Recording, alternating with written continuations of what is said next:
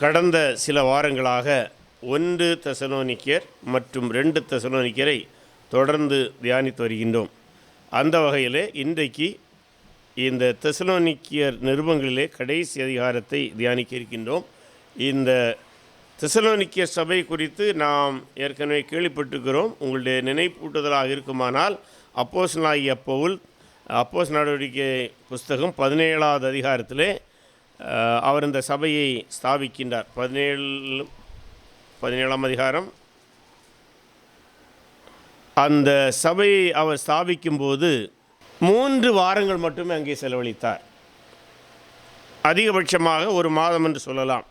ஒருவேளை 3 ஓய்வு நாள் என்று சொல்லும்போது அடுத்த ஓய்வு நாளுக்கு முன்பாக அவர் புறப்பட்டால் கூட 4 வாரங்கள் என்று தான் நம்ம சொல்ல முடியும். அதற்கு மேல் அவர் அங்கே இருக்கவில்லை. அந்த 4 வாரங்களிலே அந்த சபைக்கு இயேசு கிறிஸ்துவை குறித்து, அவரிடம் இருந்து நமக்கு கிடைக்கிற மீட்பு, அவருடைய ராஜ்யம் என்று பல்வேறு போதனைகளை அவர் கற்றுக் கொடுத்தார். அது மட்டுமல்ல, அவர்கள் மத்தியிலே ஒரு கிறிஸ்தவன் அல்லது ஒரு ராஜ்யத்தின் குடிமகன் எப்படி வாழ வேண்டும் என்கிறதான வாழ்க்கை நெறிமுறைகளையும் கற்றுக் கொடுத்திருந்தார். அதுதான் ஆச்சரியம். 4 வாரத்துக்குள்ளே இவ்வளோ செய்ய முடியுமா? கற்றுக் கொடுப்பது கூட ஒருவேளை எளிதாக இருக்கும். 4 வாரங்களுக்குள்ளாக ஒரு வாழ்க்கை முறையே இப்படி தான் நீங்கள் ஒரு ராஜ்யத்தின் பிள்ளைகள் அல்லது குடிமக்கள் அல்லது கிறிஸ்தவர்கள் வாழ வேண்டும் என்கிற ஒரு வாழ்க்கை முறையை 4 வாரத்தில் கற்றுக் கொடுப்பது எப்படி சாத்தியம் என்று தெரியவில்லை. ஆனால் பவுல் அப்படி வாழ்ந்திருக்கின்றார். நம்ம இந்த வசன பகுதி பார்க்கும்போது நமக்கு தெரிகிறது. ஆனால் இந்த தெசலோனிக்கே சபையிலே துன்பம் அதிகரித்தபடினாலே, குறிப்பாக முதலாவது பவுலுக்கு நெருக்கடி வருகிறது. ஆக பவுல் அங்கிருந்து தப்பிச் செல்கின்றார். தப்பிச் சென்று வேறொரு இடத்தில் இருக்கின்றார். இந்த உபத்திரவங்கள் குறைந்த பாடில்லை. உபத்திரவங்கள் தொடர்ந்து இந்த சபை மீது வந்து கொண்டிருக்கின்றது. அந்த சபை மீது உபத்திரங்கள் வர வர அவர்கள் உபத்திரவத்திலே திணறுகிறார்கள் என்று கூட சொல்ல முடியும். அப்போது அவர்களை உற்சாகப்படுத்துவதற்காகவும் அந்த சபையில் இருந்த ஒரு தவறான கருத்து என்னவென்றால், சபை எடுக்கப்பட்டாயிற்று, இப்போது நாம் படுகிற உபத்திரங்கள் எல்லாம் அந்தி கிறிஸ்துவினுடைய காலத்தில் வருகிற உபத்திரம் என்று முதல் தவறான கருத்தை வைத்திருந்தார்கள். அதை திருத்துவதற்காக முதலாவது நிருபத்தை எழுதினார். அந்த கருத்தை திருத்தி கொண்டார்கள். அடுத்த ஒரு தவறிலே போய் விழுந்தார்கள். அப்போது 2வது நிருபம் அந்த 2வது தவறுகளை திருத்துவதற்காக எழுதப்பட்டது. இன்னும் சொல்வதானால், சபை எடுத்துக்கொள்ளப்படுவதற்கும் 2ஆம் வருகைக்குள்ள வேறுபாடையும், இந்த 2க்கு இடையே தான் நாம் சபையாக இருக்கின்றோம், நாம் எப்படி வாழ வேண்டும் என்கிற ஒரு வாழ்க்கை முறையையும் இந்த 2 தெசலோனிக்கேர் புஸ்தகத்தில் சொல்கின்றார். ஆகவே இந்த இன்றைய செய்திக்கு நாம் தலைப்பாக கொடுப்பதாக இருந்தால், ராஜ்ய மக்களின் வாழ்வியல் என்று சொல்ல முடியும். பொதுவாக பவுலுடைய எல்லா நிருபங்களிலும் முதலாவது இறையியலை குறித்து சில உண்மைகளை போதித்திருப்பார். அதன் பின்பு அந்த இறையியலின் அடிப்படையில் ஒரு கிறிஸ்தவன் எப்படி இந்த உலகத்திலே வாழ வேண்டும் என்று கற்றுக் கொடுத்திருப்பார். ஆகவே இன்றைக்கும் அந்த வாழ்வியலை அதிகமாக ஃபோக்கஸ் பண்ணுறார். அதனால்தான் இந்த 3ஆம் நிருபத்தை நாம் 4ஆக பிரித்து படிக்க முடியும். முதலாவது 2 வசனங்களும் பவுலினுடைய ஜெப விண்ணப்பமாக இருக்கிறது. 2வது 3ஆம் வசனத்திலிருந்து 5ஆம் வசனம் வரை உள்ளதை பவுலுடைய ஜெபமும் கர்த்தருக்கும் உள்ள அந்த உறவை குறித்து அவர் சொல்லுகின்றார். 3வது 6வது வசனம் தொடங்கி 15வது வசனம் வரை உள்ள பகுதியிலே அவர் ஒரு ஜெபிப்பவன் அல்லது ராஜ்யத்தின் குடிமகனாக இந்த உலகத்தில் வாழுகிறவனுடைய வாழ்வில் இருக்கக்கூடிய ஒழுங்கற்ற செயல்களுக்கு எதிரான எச்சரிப்பை கொடுக்கின்றார். 4வதாக அவர் அந்த எச்சரிப்பின் அடிப்படையில் சில ஆலோசனைகளை கொடுத்து முடிப்பதாக இந்த நிருபம் வருகின்றது. முதலாவது நாம் இனி ஒவ்வொரு பகுதியாக தியானிப்போம். முதல் 2 வசனங்கள் பவுலுடைய ஜெப விண்ணப்பம்.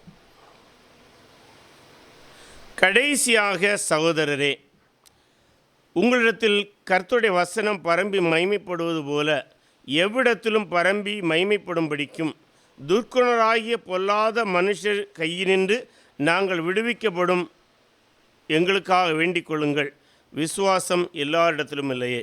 அவருடைய ஜெபத்திலே பாருங்கள், நீங்கள் முதலாவதாக ஜெபிக்க வேண்டியது கர்த்தருடைய வசனம் பரம்பும்படியாக ஜெபிக்க வேண்டும். பொதுவாக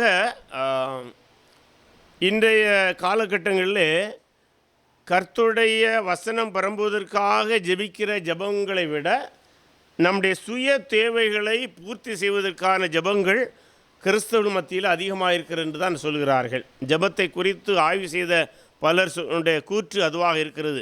அதனால்தான் ஒரு பிரசங்கியார் இவனமாக சொன்னார், இன்றைய பிரசங்கங்கள் இன்றைய ஜெபங்கள் எப்படி இருக்கிறது என்றால், ஒருவன் ஒரு மளிகை கடையிலே பொருள் வாங்குவதற்கு ஒரு பெரிய பட்டியலை கொண்டு எப்படி செல்வானோ அதுபோல் இன்றைக்கு கர்த்தருடைய சமூகத்தில் வருகிறார்கள். பெரிய தேவை பட்டியல் இருக்குமே தவிர தேவனுக்கு உகந்த எந்த காரியம் அல்லது தேவனுக்கு மகிமை விடுகிற காரியங்கள் அதில் இருக்காது. ஒருவேளை அந்த காலத்திலும் அப்படி இருந்ததா என்று எனக்கு தெரியாது. பவுல் சொல்கிறாரு, நீங்கள் முதலாவது கர்த்தருடைய வசனம் பரம்ப வேண்டும். பாருங்கள், இவங்க நெருக்கடியில் இருக்கிறார்கள், துன்பத்தில் இருக்கிறார்கள். அந்த மத்தியிலும் அவர்கள் எதற்காக ஜெபிக்க வேண்டுமாம்? கர்த்தருடைய வசனம் பரம்ப வேண்டும். இன்றைக்கு நம்முடைய இந்திய தேசத்திலே அல்லது உலகமெங்கும் கர்த்தருடைய வார்த்தை பரம்ப வேண்டும் என்று நாம் ஜெபிக்க வேண்டும். நம்முடைய ஜெப விண்ணப்பங்களே முதலாவது கர்த்தருடைய வசனம் பரம்ப வேண்டும் என்று ஜெபிக்க வேண்டும்.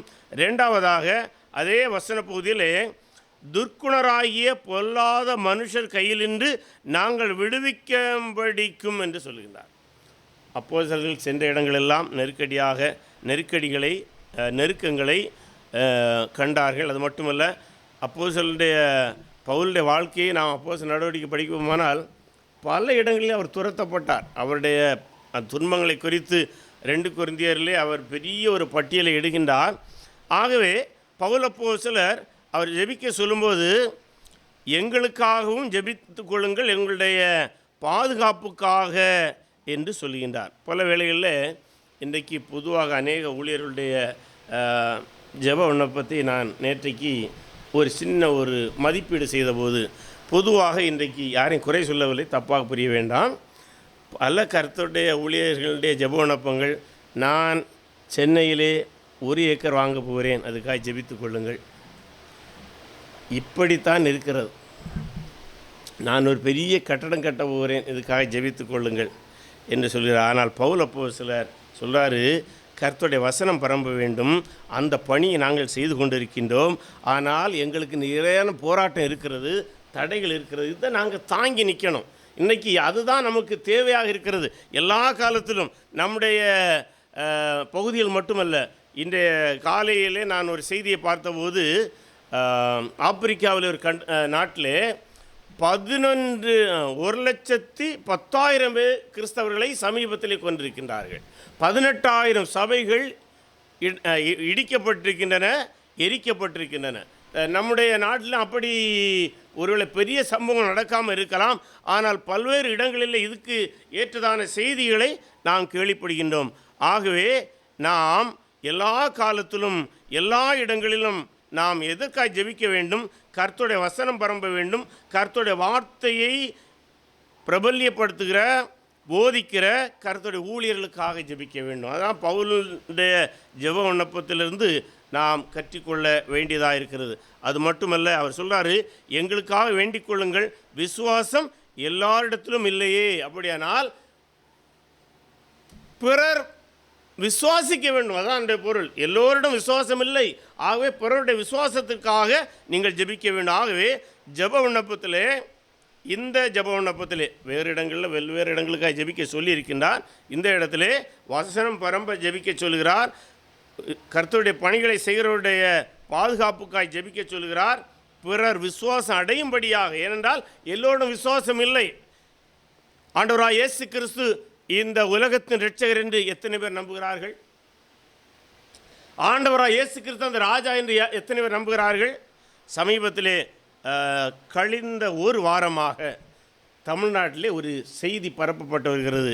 அது என்னவென்றால், ஒரு திரைப்பட நடிகனை கிறிஸ்தவருடைய மேய்ப்பராக காண்பிக்கிறார்கள்.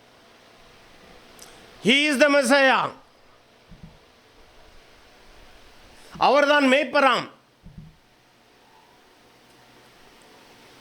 எப்படி இருக்குது? அதுக்கு சில கமெண்டை பார்க்கும்போது அதை அப்ரிஷியேட் பண்ணி போட்ட பல கமாண்டுகள் கிறிஸ்தவ பெயரில் இருக்கிறது. அது போலி ஐடிகளா உண்மை ஐடியான்னு எனக்கு தெரியாது. எங்கே நாம் போய்கொண்டிருக்கின்றோம்? அதான் பவுல் சொல்றாரு, விசுவாசம் என்னிடம் இல்லையே, மெய்யான தேவனை அறியவில்லையே, மெய்யான மேய்ப்பரை அறியவில்லையே, மெய்யான மேசியாவை அறியவில்லையே. கொஞ்சம் கவனக்குறைவாக இருப்போமானால் நாம் இவ்விதமான நயவஞ்சங்களிலே விழுந்துவிட வாய்ப்பு இருக்கிறது. அதான் பவுல் சொல்றாரு, விசுவாசம் எல்லாரிடம் இல்லை, எல்லோருக்கும் கிறிஸ்தவ விசுவாசத்தை பற்றி சரியாக தெரியாது, தன்னுடைய மேய்ப்பரை அறியாமல் போலி மேய்ப்பர்கள் பின்பாக செல்ல வாய்ப்பு இருக்கிறது. இயேசு கூட சொன்னார்ல, எனக்கு முன்பாகவும் பல போலி மேய்ப்பர்கள் வந்தார்கள், எனக்கு பின்பாகவும் வருவார்கள். ஆகவே நாம் சரியான மேய்ப்பரை அடையாளம் காண வேண்டும். ஒரு கிறிஸ்தவன் தன்னுடைய வாழ்விலே சரியான மேய்ப்பரை அடையாளம் கண்டிருக்க வேண்டும். அதுக்காக சொல்றாரு, நீங்கள் ஜெபிங்க. அல்லது நம்ம கொஞ்சம் கிறிஸ்தவர்கள் தான் நம்ம இருக்கிறோம், நம்மளே கொஞ்சம் பேர் போலி மேய்ப்பர்களுடைய பக்கத்திலே போனால் நம்முடைய நிலையும் சில வேளை சிக்கல்களாக மாறிவிடும். ஆகவே தான் பவுல் சொல்றாரு, எல்லோருடைய விசுவாசம் இல்லை. ஆகவே வசனம் பரம்பவும் கர்த்தருடைய பணி செய்கிறவர்களுடைய பாதுகாப்பிற்காகவும் விசுவாசம் இல்லாத ஜனங்கள் விசுவாசத்திற்குள் வரும்படியாகவும் ஜெபியுங்கள் என்று சொல்லுகிறார். அடுத்ததாக ஜெபமும் கர்த்தரும் என்று சொல்லும்போது பவுலுடைய ஜெபத்திலே கர்த்தரை அவர் எப்படி காண்கின்றார், அது மிக முக்கியமானது. 3வது அதிகாரம் 3 முதல் 5 வசனங்களை நாம் அதிலே கணக்கில் கொள்ளலாம். 3 முதல் 5 வரை. கர்த்தரோ உண்மையுள்ளவர், அவர் உங்களை ஸ்திரப்படுத்தி தீமையில் என்று விலக்கி காத்துக்கொள்வார். பல வேளைகளில் கிறிஸ்தவர்கள் தேவனை குறித்து எப்படி அறிந்திருக்கின்றார்கள்? நன்றாய் புரிந்து கொள்ள வேண்டும். நாம் நம்புகிற தேவன் யார், பைபிள் சொல்லுகிற தேவன் யார், ரெண்டும் தெளிவாக தெரியணும். ஏன்னா பல வேளைகளில் கிறிஸ்துவின் மீது நல்ல வைராக்கியமாக இருப்பார்கள், பல தலைமுறைகளாக கிறிஸ்தவர்களாக இருப்பார்கள், பக்தியிலே அவர்களை நாம் தோற்கடிக்க முடியாது. ஆனால் கிறிஸ்தவ நம்பிக்கையில் எப்படி தேவனை பார்க்கிறது, அதை கோட்டை விட்டு விடுகிறார்கள்.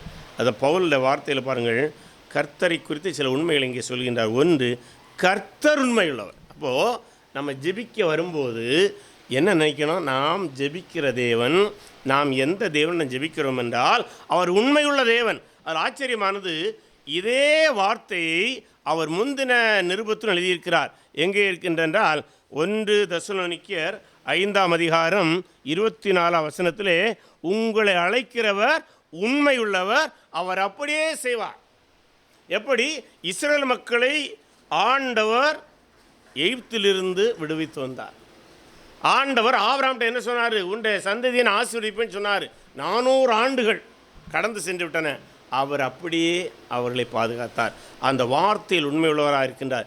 இன்றைக்கும் கிறிஸ்தவ இறையியலை நாம் படிப்போமானால் அநேக இறையியலாளர்கள் அந்த மீட்பின் செய்தியை கொடுக்கும்போது என்ன சொல்லுவாங்கன்னா, God is faithful, he will redeem his people at any cost. அதாவது அவர் தன்னுடைய மக்களை விடுவிப்பேன் என்ற அந்த வாக்கு தத்துவத்துக்காகத்தான் இத்தனை சரித்திர நிகழ்வுகளும் நடந்து கொண்டிருக்கின்றன என்று சொல்கின்றார்கள். ஆகவே கர்த்தர் உண்மையுள்ளவர். இஸ்ரவேல் மக்களை ஆண்டவர் எந்த உடன்படிக்கை செய்தாரோ அந்த உடன்படிக்கையின்படி காட்பதற்கு அவர் உண்மையுள்ளவராக இருக்கின்றார். ஆகவே நாம் நம்முடைய தேவனை உண்மை உள்ளவராக அறிந்திருக்கின்றோமா? அடுத்ததாக அவர் என்ன செய்கிறாராம்? அவர் உங்களை ஸ்திரப்படுத்தி நாம் நிற்கிற நிலையிலே நம்மை பலப்படுத்துகிறது. அதாவது இந்த ஸ்திரப்படுத்தலுங்கிறது ஆங்கிலத்திலே ஸ்டெட்ஃபாஸ்ட்னு வரும் இல்லை? பொதுவாக ஆங்கில மொழியை படிக்கும்போது அந்த உறுதியாக இருக்கிறதுல உள்ள நிறைய வார்த்தை எஸ்டியில் தான் ஆரம்பிக்கும். அது என்னுடைய ஒரு ஆங்கில ஆசிரியர் சொல்லி தந்தது. ஸ்டாண்டிங், ஸ்ட்ரென்த், ஸ்டெட்ஃபாஸ்ட்னஸ் எல்லாம் உறுதியை குறிக்கிறது. எல்லாமே எஸ்டியில் ஆரம்பிக்கணும். அது ஒரு சின்ன ஒரு கேட்சிங் வேர்டாக புரிந்து கொள்வதற்காக சொல்லி தந்தார்கள். அது நன்றாகத்தான் இருக்கிறது. ஆகவே நம்முடைய வாழ்விலே அவர் நம்மை ஸ்திரப்படுத்த வேண்டும் என்பதற்காக பாருங்கள், நாம் கிறிஸ்துவிலே ஸ்திரப்பட வேண்டும். ஏனென்றால் அவர் உண்மையுள்ளவர், அவரும் நம்மை ஸ்திரப்படுத்துகிறவராக இருக்கின்றார். பல வேளைகளில் பிரசங்கங்கள், இன்றைய பிரசங்கங்கள் கிறிஸ்தவ விசுவாசிகளை அசைத்து பார்க்கக்கூடியதாக இருக்கிறது. அசைத்து பார்க்கிறது என்றால் they cannot grow in Christ. ஏன்னா the preachers are making people afraid. அவங்கள பயப்படுத்துகிறதுக்காக பல்வேறு விதங்களிலே பிரசங்கங்களை கொடுக்கிறார்கள். ஆனால் ஒன்றை புரிந்து கொள்ளுங்கள், ஆண்டவர் சபையை வைத்திருக்கிற நோக்கம், ஆண்டவர் கர்த்தருடைய பிள்ளைகளை வைத்திருக்கிற நோக்கம், ஆண்டவருடைய வார்த்தையின் நோக்கம் ஒரு மனிதனை பலப்படுத்தி கொண்டே இருக்க வேண்டும், ஒருவனை கிறிஸ்துக்குள்ளாய் கட்டிக்கொண்டே இருக்க வேண்டும், அவன் உறுதியாகி கொண்டே இருக்க வேண்டும். ஆகவே நாம் கேட்கிற செய்திகள் நம்மை பலப்படுத்துகிறதா, நம்மை பயப்படுத்துகிறதா, நம்மை சஞ்சலப்பட வைக்கிறதா என்பதை நாம் மதிப்பிட்டு பார்க்க வேண்டும். ஏனென்றால் ஒருவனுடைய வாழ்க்கையை வேத வசனத்தினுடைய பரிபூர்ண பார்வையிலே அது கட்டப்படவில்லை என்றால் அங்கு ஏதோ பிரச்சனை இருக்கிறது. அதான் பவுல் சொல்லாரு, இடித்து போடவல்ல ஊன்ற கட்டவே கர்த்தரனுக்கு கொடுத்த அதிகாரம் என்று சொல்லுகிறார். ஆகவே கர்த்தருடைய பணியை செய்கின்ற நாம் கூட ஒன்றை தெளிவாக இருக்க வேண்டும், நம்முடைய வாயிலிருந்து வருகிற வார்த்தைகள் பிறரை கட்டக்கூடியதாக இருக்க வேண்டும், பிறரை உண்மையுள்ள தேவனுக்கு நேராக வழிநடத்தப்பட வேண்டியதாக இருக்கும். அடுத்ததாக அவர் சொல்வார், தீமை நின்று விலக்கி காத்து கொள்வார். இந்த இடத்துல வருகிற தீமையை சில வேளை அந்த சபை சந்தித்த உபத்திரங்களோடு ஒப்பிடுவார்கள். ஆனால் நேற்றைக்கு நான் ஒரு புஸ்தகத்தை படித்த போது அது ஒரு இறையியலாளர் அவர் சொல்கிறாரு, it may refer to Antichrist. இந்த இடத்துல சொல்லப்பட்டுகிற தீமை ஆன்டிகிரைஸ்ட் ஆர் ஈவன் சாத்தானை கூட அது குறிப்பிடலாம். சாத்தானுடைய தாக்குதலிலிருந்து அவர் உங்களை காத்துக்கொள்வாருங்கிற பார்வையில் கூட அவர் எழுதியிருக்கலாம் என்று ஒரு இறையியல் புஸ்தகத்திலே நான் படித்தேன். ஆகவே அப்படியானால் இந்த வசனத்தை நாம் எங்கோடு பொருத்துவோமானால், கர்த்தருடைய ஜெபத்திலே பார்ப்போமானால், பரமண்டலங்களுக்கு எங்கள் பிதாவே, உம்முடைய நாமம் பரிசுத்தப்படுவதாக, உம்முடைய ராஜ்யம் வருவதாக, உம்முடைய சித்தம் பரலோகத்திலே செய்யப்படுவது போல பூமியிலும் செய்யப்படுவதாக, எங்களுக்கு வேண்டிய ஆகாரத்தை இன்று எங்களுக்கு தாரும், எங்கள் கடனாளிகளை நாங்கள் மன்னிக்கிற போல எங்கள் கடன்களை மன்னியும், எங்களை தீமையிலிருந்து ரட்சித்துக் கொள்ளும். எந்த விதமான சாத்தானுடைய தீமைகள் அந்தி கிறிஸ்துவனுடைய ஆட்சிக்கு போகாதபடி நாம் மீட்கப்படுகிறது. நம்ம போக மாட்டோம், இயேசு ஏற்றுக்கொள்ளாமல் எங்கே தான் போவான், அந்தி கிறிஸ்து ஆட்சிக்கு போவோம். ஆகவே அவர் ராஜ்யத்தை நிறுவுவதற்கு முன்பாக தன்னுடைய மக்களுக்கு அந்த ஜபத்தை கற்றுக் கொடுக்கின்றார்.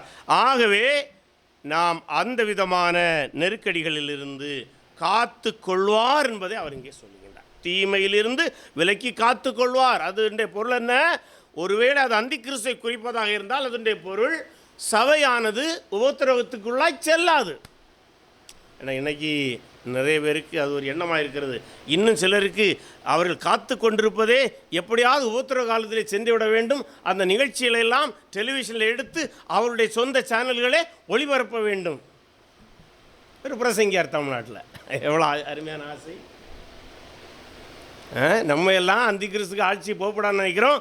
அவர் போகிறதோடு நிறுத்தாமல் அதெல்லாம் வீடியோ எடுத்து ஹை டெஃபனிஷனில் அவர் உலகமெங்கும் பரப்ப போகிறாராம்.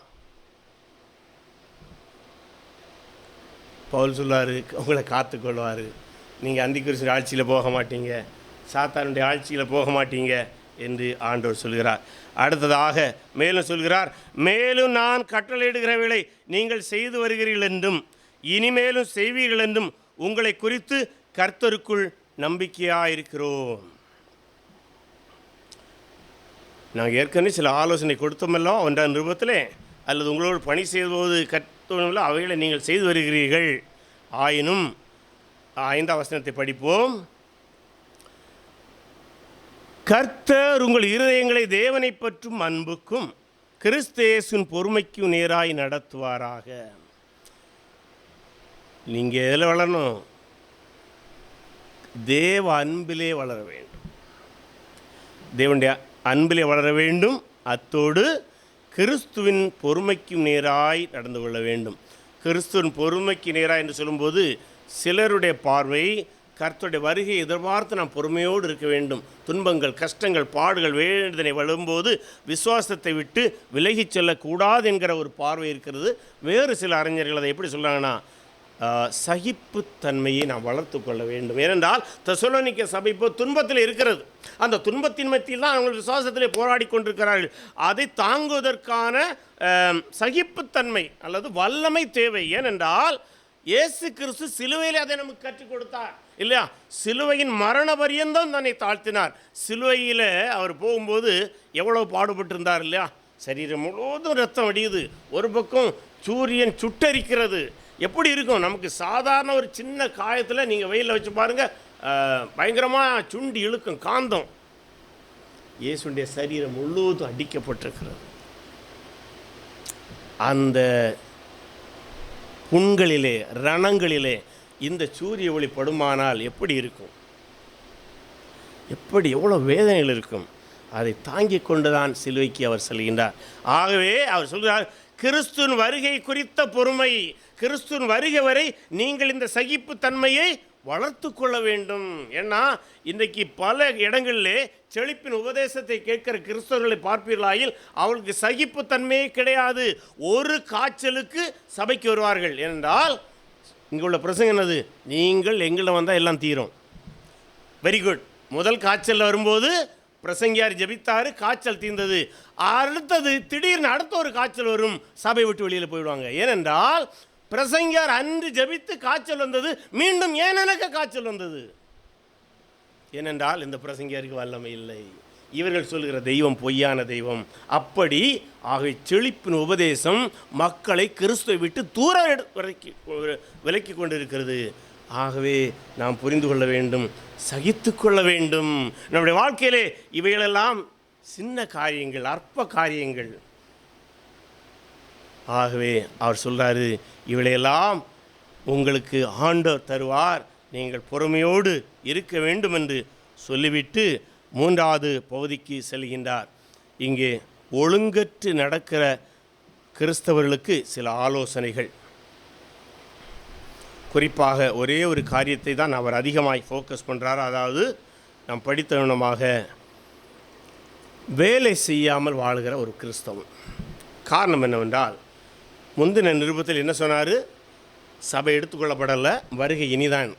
உடனே அவங்க அங்கிருந்த ஒருவர் என்று சொல்லும்போது ஒரு சிலர் இன்னொரு தவறான இடத்துக்கு போகிறாங்க. என்ன தவறான இடம்னா, அப்போ இயேசு இனி வரல, இனி சீக்கிரம் வருவார், அப்போ நம்ம என்ன செய்ய வேண்டாம்? நம்ம இனி சாப்பிட வேண்டாம். சாப்பிட வேண்டாம்னா வேலை செய்ய வேண்டாம், என்ஜாய். ஏற்கனவே சொத்தெல்லாம் இருக்குதுல்ல, இதெல்லாம் சாப்பிட்டு தீப்போம்.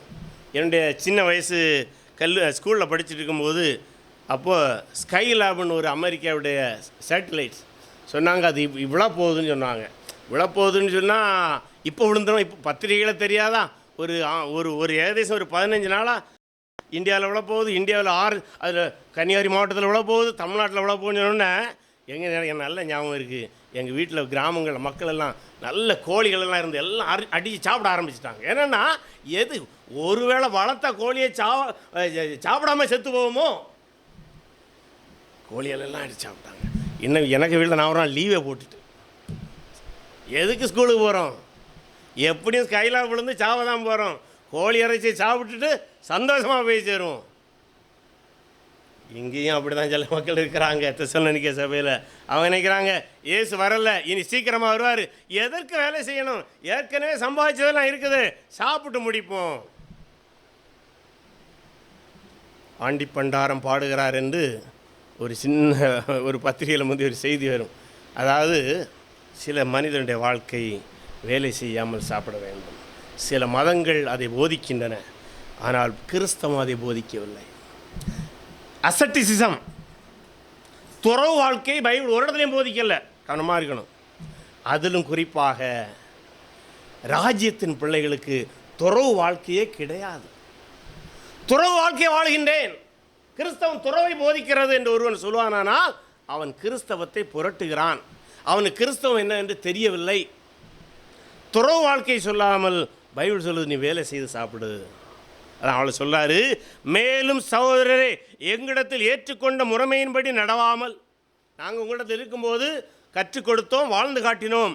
ஒழுங்கற்று நடக்கிற எந்த சகோதரனையும் நீங்கள் விட்டு விலக வேண்டும் என்றும் நம்முடைய கர்த்தராகிய இயேசுவின் நாமத்தினாலே உங்களுக்கு கட்டளையிடுகிறோம். It's a command. ஏனென்றால் இன்ன விதமாக எங்களை பின்பற்ற வேண்டும் என்று நீங்கள் அறிந்திருக்கிறீர்களே, நாங்கள் உங்களுக்குள்ளே ஒழுங்கற்று நடக்கவில்லை. இல்லையா? இன்றைய கிறிஸ்தவம், தமிழ்நாட்டு கிறிஸ்தவத்திலே பலரை பார்ப்பீர்களாகில் கிறிஸ்தவம் ஒழுங்கற்று போகிறது. அது மட்டுமல்ல, அந்த ஒழுங்கற்று போகிற கூட்டத்துக்கு முன்பாக ஒரு கணிசமான மக்கள் போகிறார்கள். 2 திருமணம் செய்துவிட்டு அவனும் ஊழியத்துக்கு வருகின்றான், அவனுக்கு பின்னாக ஒரு மக்கள் செய்கிறார்கள். எந்த பைபிள் சொல்லுகின்றது? எந்த சபை சரித்திரம் இதை சொல்கிறது? எந்த கிறிஸ்தவத்தை போதிக்கிறது? நாம் கவனமாக இருக்க வேண்டும். ஒருவனிடத்திலும் இலவசமாய் சாப்பிடாமலும் உங்களில் ஒருவனுக்கும் பாரமாயிராதபடிக்கு இரவும் பகலும் பிரயாசத்தோடும் வருத்தத்தோடும் வேலை செய்து சாப்பிட்டோம். அப்போஸ்தலனார் பவுல் தன்னை சேர்க்கின்றார். தேர்ட் பர்சன் ப்ளூரல் என்று சொல்லுவோம், ஃபர்ஸ்ட் பர்சன் ப்ளூரல். தன்னையும் தன்னோடு இருந்தவர்களும் என்ன செய்திருக்கிறாங்க? வேலை செய்து சாப்பிட்டிருக்கிறார்கள். இன்றைக்கு அப்போஸ்டலிக் இன்னைக்கு ஒரு சிலரிடம் ஒரு கருத்து இருப்பாங்க, we believe apostolic doctrine. What is apostolic doctrine? வேலைக்கு போகக்கூடாது, சர்ச்சிலே இருந்துக்கிடணும், ஜெபம் பண்ணிக்கிட்டே இருக்கணும், மக்கள் ஏதாவது கொண்டு வருவாங்க, வாய்ப்பு இருந்தால் அவங்களுக்கு தலைக்கு மேலே புளி அரைச்ச மாதிரி ஏதாவது ஏமாற்றணும். கேட்டால் சொல்லுவாங்க, this is apostolic doctrine. This is apostolic doctrine. Work hard, வேலை செய்து சாப்பிடும் என்பதுதான் அப்போஸ்டலிக் போதனை. போதனைகளை தவறாக புரட்டிவிடக்கூடாது. அவர் சொல்லாரு, வி ஒர்க்ட். நான் மட்டுமல்ல, என்னோடு இருந்த லூக்கா வேலை செய்தான், என்னோடு இருந்த தீமோத்தேயு வேலை செய்தான், என்னோடு இருந்த சீலா வேலை செய்தான். அவர்களுக்கெல்லாம் நான் மாதிரியாக இருந்தேன்.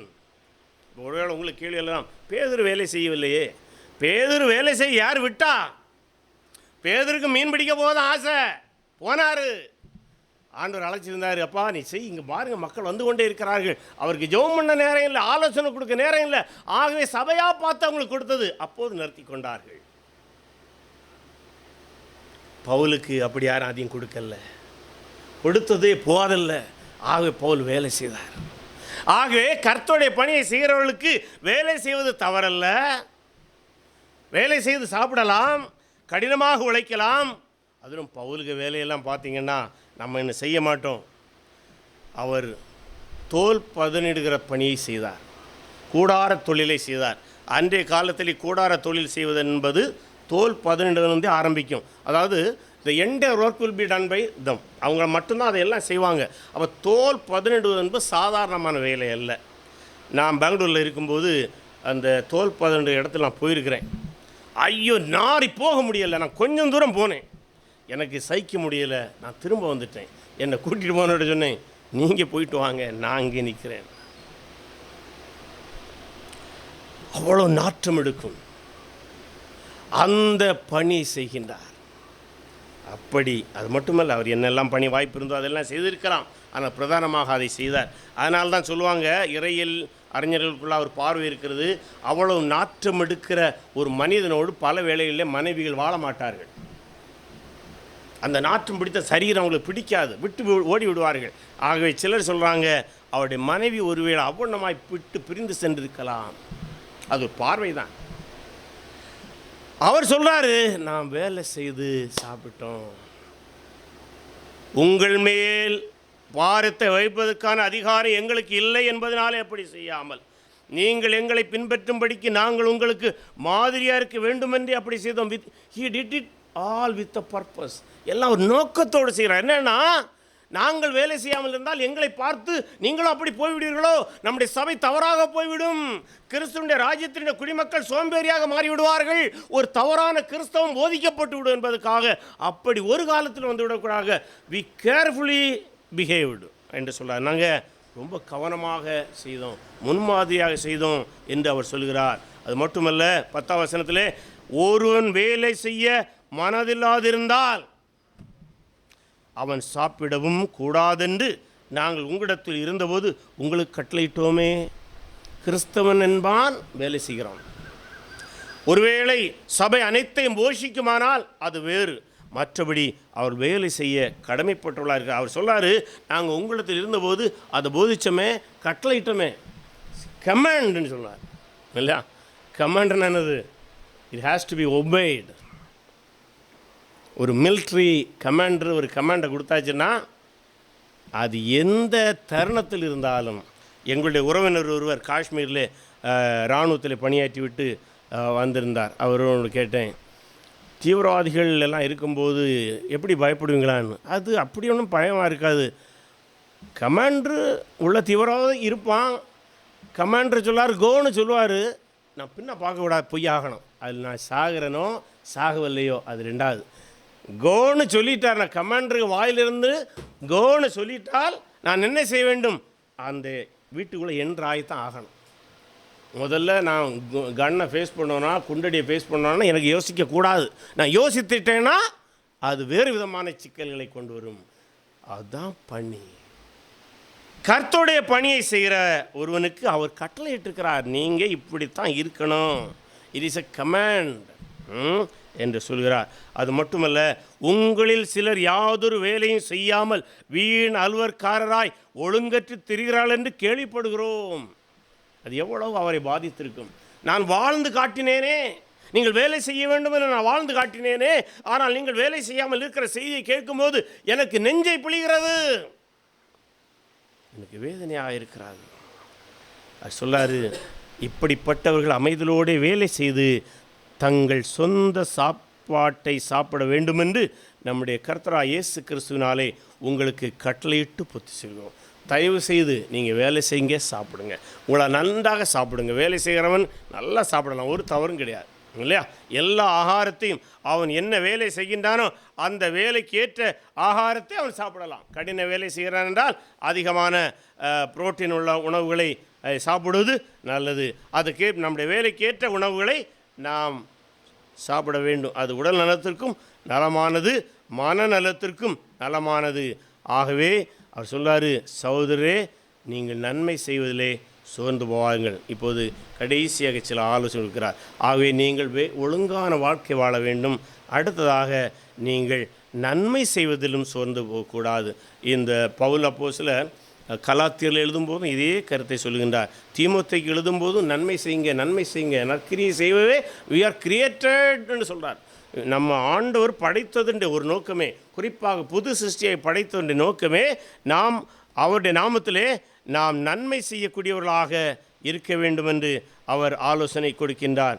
ஆம், அன்பான தேவனுடைய பிள்ளைகளே, நாம் நம்முடைய வாழ்நாள் முழுவதும் ராஜ்யத்தின் பிள்ளைகளாக நான் நன்மை செய்ய வேண்டும் என்று ஆண்டு அழைக்கின்றார். அடுத்து 14 வசனத்திலே அவர் மேலும் இந்த நிருபத்தில் சொல்லி, எங்கள் வசனத்துக்கு ஒருவன் கீழ்ப்படியாமற் போனால் அவனை குறித்து கொண்டு, அப்படின்னா இன்னோட்டம் யார் நம்முடைய சபையில், யார் நம்முடைய கிறிஸ்தவத்துக்குள்ளாக கிறிஸ்தவத்தை விட்டு வழி போகக்கூடிய வாழ்க்கை முறை, கிறிஸ்தவ போதனைக்கு தவறான வாழ்க்கை முறை இருக்கிறவர்களை குறித்துக்கொள், மேக் நோட், அதை குறித்து வச்சுட்டு அவனோட தொடர்பு கொள்ளாதே என்று சொல்கின்றார். Don't communicate with him. அவனை குறித்து கொண்டு அவன் வெட்கப்படும்படிக்கு அவனுடைய கலவாதிருங்கள். அவனோடு don't walk with him, don't communicate with him, don't walk with him. ரொம்ப முக்கியம். எனக்கு ஒரு நண்பரை தெரியும். அவர் நல்ல மனிதர் தான் தனிப்பட்ட முறையிலே. ஆனால் அவருடைய சகவாசங்கள் எல்லாம் சற்று வித்தியாசமான, ரொம்ப மோசமானன்னு நான் சொல்ல மாட்டேன், ஆனால் நார்மல் கிறிஸ்டியன் லைஃபுக்கு உகந்ததல்ல. ஆகவே அவர் இவ்வளத்தும் ஒரு ஊழியமை செய்தார். அவருடைய சபையில் உள்ள விசுவாசிகள் என்னிடம் வந்து சொல்லுவாங்க, brother, your friend is doing this, உங்களுடைய நண்பர் இப்படி இருக்கிறார், அவரை எச்சரியுங்கள். அவரோடு நான் போய் பேசினா போது அவர் சொல்லார், அவர் அவிசுவாசிகளோடு தான் எப்போ சுற்றிட்டு இருப்பார். குறிப்பாக ஒரு குறிப்பிட்ட மனிதன், அந்த மனிதன் செய்கிற தொழில் அவர் தொழில் என்றால் தொழில் தான், ஆனால் அதை பொதுவாக சற்று எச்சரிக்கையோடு கிறிஸ்தவர்கள் அணுகுவார்கள். ஆனால் அந்த மனிதனோடு 2-3 ஆண்டுகளாக அவர் இப்போ 24 மணி நேரம் இருக்கிற மாதிரி இருப்பார், ஞாயிற்றுக்கிழமை தவிர. அப்போது சபை விசுவாசிகள் சொல்லுகிறார்கள் என்று சொல்லி அந்த நண்பரோடு சொன்னேன், பிரதர், நீங்கள் எப்போவுமே அங்கே இந்த இடத்துல இருக்கிறீங்க, உங்கள் விசுவாசிகளே வந்து உங்களை பற்றி குறை சொல்கிறாங்க, கவனமாக இருங்கன்னு சொன்னால் அவர் சொல்லார், நான் காஸ்பல் சொல்ல போயிருக்கிறேன். எத்தனை வருஷமாட்டு? 3 வருஷமாக 24 மணி நேரமும் ஒருத்தனை காஸ்பல் சொல்கிறாராம். காஸ்பல் சொல்ல நினைக்கிறீங்களா? அப்போ காஸ்பல் சொல்ல தெரியலை. அப்படி அல்ல, அந்த தொழிலிலே இவருக்கு மறைமுக கூட்டணி உண்டு என்று விசுவாசிகள் முத்திரை குத்தி பலர் அவருடைய சபையை விட்டு பிரிந்தார்கள். ஆகவே தான் தவறான வாழ்க்கை முறை இருக்குமானால் கவனமாக நாம் இருக்க வேண்டும். அல்லது நம்முடைய பணிகள் பாதிக்கப்படும், நம்முடைய சபைகள் பாதிக்கப்படும், நம்முடைய கிறிஸ்தவ வாழ்க்கை பாதிக்கப்படும். அதான் அவர் சொல்லார், நீங்கள் அவனோடு கலவாதிருங்க. உங்கள் ஃப்ரெண்ட்ஷிப்பு யாரோடு இருக்கிறது? நாம் இயேசு கிறிஸ்துவ மேய்ப்பராக ஏற்றுக்கொள்ளவர்கள் தமிழ்நாட்டில் வருகிற வேறு மேசியாக்களை பின்பற்ற முயற்சிக்கின்றோமா? அங்கேயும் கவனமாக இருக்கணும். அப்படிப்பட்டவர்களோடு தொடர்பு வைத்திருக்கின்றோமா? கவனமாக இருக்க வேண்டும். ஆனாலும் ஒரு அன்பான ஆலோசனை சொல்ல 15 வசனத்தில், ஆனாலும் அவனை சத்துருவாக எண்ணாமல். என்ன அர்த்தம்? He's a believer. சில எல்லா பிலீவரும் நம்மளை போல் கரெக்டாக வளருவாங்கன்னு சொல்ல முடியாது. ஒருவர் நல்ல முறையில் வளருவா, இன்னொரு சில வீக்னஸ் இருக்கலாம். ஆகவே நம்ம என்ன செய்யணுமா? அவனை சகோதரனாக எண்ணி அவனுக்கு புத்தி சொல்லுங்கள். கவுன்சில் ஹிம், ஆலோசனை கொடுங்க. ஏன்னா அவனையும் நாம் விட்டுவிடக்கூடாது.